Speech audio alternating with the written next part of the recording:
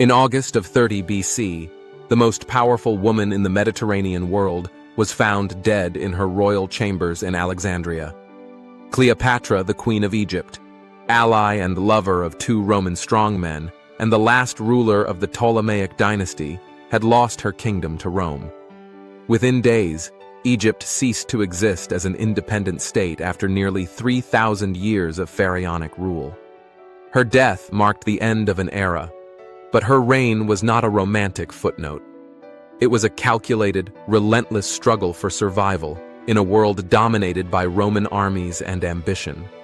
Cleopatra was born in 69 BC into the Ptolemaic dynasty, a Greek-speaking royal house founded after Alexander the Great's death in 323 BC. The Ptolemies ruled Egypt from Alexandria, maintaining Greek traditions while presenting themselves to Egyptians as pharaohs. Cleopatra's father, Ptolemy 𝗩𝗶𝗋𝗶𝗀𝗃𝗃, was deeply unpopular and heavily indebted to Rome, which had become the ultimate arbiter of Mediterranean politics. Roman senators such as Pompey and Julius Caesar increasingly interfered in Egyptian affairs, treating the kingdom less as a sovereign power and more as a strategic asset. Unlike many of her predecessors, Cleopatra received an unusually broad education. Ancient authors such as Plutarch later emphasized her intelligence and linguistic skill. She reportedly spoke multiple languages, including Egyptian, which earlier Ptolemies had neglected, thus allowing her to communicate directly with her subjects rather than relying solely on Greek courtiers. This was not a cosmetic detail. In a multicultural kingdom under constant pressure, political survival depended on cultural fluency. When Ptolemy XII died in 51 BC, Cleopatra, about 18 years old, became co-ruler with her younger brother and husband, Ptolemy XIII, in keeping with dynastic custom. Almost immediately, the partnership collapsed. Court officials, most notably the eunuch Pothinus and the general Achillas, sought to sideline Cleopatra and rule through the boy king. By 49 BC, Cleopatra had been forced into exile in Syria, where she began raising an army to reclaim her throne. Her opportunity arrived through Roman civil war. In 48 BC, Julius Caesar pursued his rival Pompey into Egypt following the Battle of Pharsalus. Pompey, hoping for refuge, was instead murdered by agents of Ptolemy XIII, who believed that killing Caesar's enemy would earn Roman favor. The gamble failed. Caesar reportedly recoiled at the sight of Pompey's severed head and soon involved himself in Egypt's dynastic dispute. Cleopatra, locked out of Alexandria by her brother's supporters, arranged one of antiquity's most famous political entrances. According to Plutarch, she was smuggled into Caesar's quarters wrapped in bedding, often later romanticized as a carpet, so she could plead her case directly.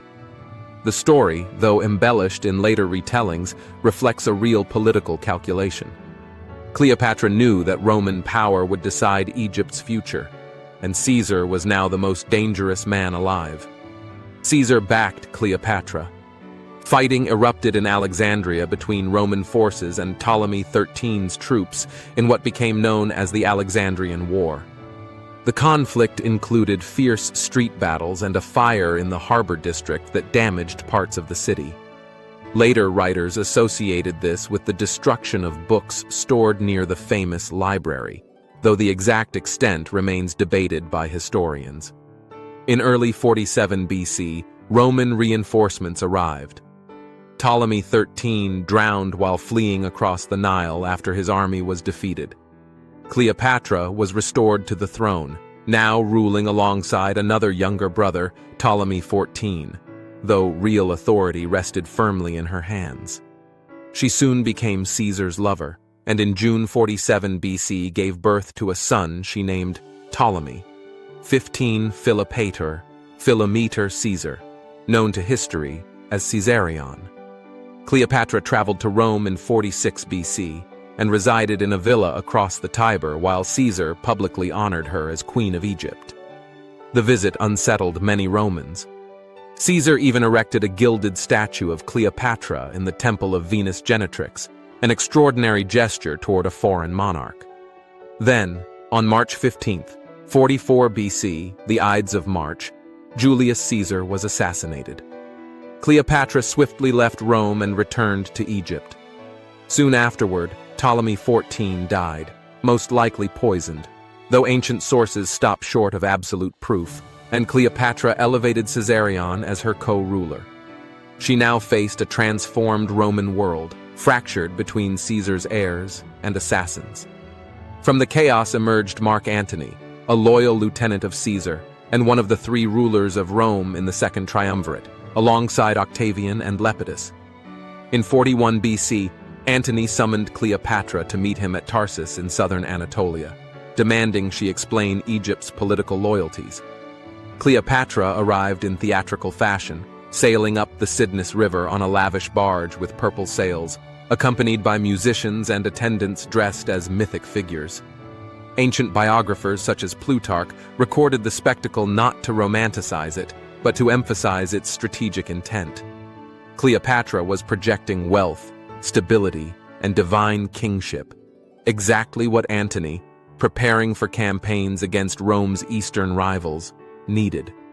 The two became allies and lovers. Cleopatra spent the winter of 41 to 40 BC in Antioch with Antony, and later bore him twins, Alexander Helios and Cleopatra Selene. In 37 BC, after Antony renewed their alliance, she regained territories that earlier Ptolemies had lost, including parts of Cyprus and the Levant. Egypt's position in the eastern Mediterranean strengthened dramatically.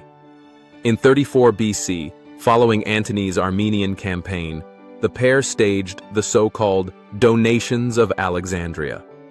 Before a massive crowd, Antony distributed eastern lands to Cleopatra and their children, and declared Caesarion the legitimate son of Julius Caesar and King of Kings. Cleopatra was proclaimed Queen of Kings. In Rome, this was explosive.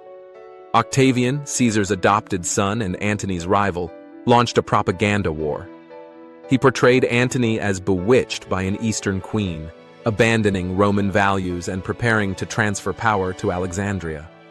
Roman poets and politicians echoed the theme. Cleopatra was cast not as a sovereign ruler defending her kingdom, but as a foreign seductress threatening Rome's supremacy. The final confrontation came in 31 BC. Octavian's forces, commanded at sea by Marcus Agrippa, met Antony and Cleopatra's fleet near Actium, on the western coast of Greece. The Battle of Actium was not merely a clash of ships, it was the decisive struggle for control of the Roman world. During the engagement, Cleopatra's squadron broke through the fighting and sailed south toward Egypt. Antony followed her, abandoning much of his fleet. Ancient historians disagree over whether this was a prearranged maneuver or a catastrophic misjudgment, but the result was clear. Octavian emerged victorious. Over the next year, Octavian advanced into Egypt. Antony and Cleopatra attempted to negotiate, then prepared for last-ditch resistance. In August 30 BC, after further defeats, Antony, mistakenly believing Cleopatra already dead, fell on his sword. He was carried to her monument, where he died in her presence. Cleopatra, now utterly alone, tried to secure her children's future and met with Octavian. He intended to parade her in his triumph in Rome, a humiliation that would mark her final defeat. Days later, she was dead. Ancient sources, including Plutarch, Cassius Dio, and Strabo, report that Cleopatra took her own life, most famously by allowing an asp, likely an Egyptian cobra, to bite her. Others mention poison concealed in a hairpin or vial. The precise method remains debated, but the conclusion is not. Cleopatra chose death over captivity. She was 39 years old. Octavian ordered her burial beside Antony and executed Caesarion, eliminating any rival tied to Julius Caesar. Cleopatra's other children by Antony were taken to Rome and raised by Octavia, Antony's former wife. Egypt was annexed as a Roman province, its vast wealth flowing directly into Octavian's treasury. 4 years later, he would become Augustus, Rome's first emperor. Cleopatra's reign had lasted 22 years. The popular image of Cleopatra as merely a romantic figure collapses under historical scrutiny. She was a shrewd monarch navigating a geopolitical storm, ruling one of the richest states in the ancient world, while Rome devoured every independent power around it. Her alliances with Caesar and Antony were not diversions from politics. They were the core of it. In the end, Cleopatra did not fall because she lacked intelligence or resolve. She fell because Egypt, however wealthy, could no longer compete with Rome's military machine and internal unity under a single ruler. Her death closed the book on pharaonic Egypt and opened a new chapter in world history, the age of Roman emperors. The final irony is this: Octavian sought to erase her legacy by reducing her to a defeated enemy in Roman propaganda. Instead, Cleopatra became immortal, remembered across 2 millennia, not as a captive queen, but as the last ruler of an ancient civilization who refused to live in chains. And with her final act, she ensured that history would never forget her name. If you want more full-length, fact-driven history documentaries like this, covering real rulers, forgotten wars, and the turning points that reshaped civilization, make sure to subscribe and turn on notifications so you never miss an upload. Leave a comment telling us which figure or event you want explored next, because the next story might be even more dramatic than Cleopatra's and just as real.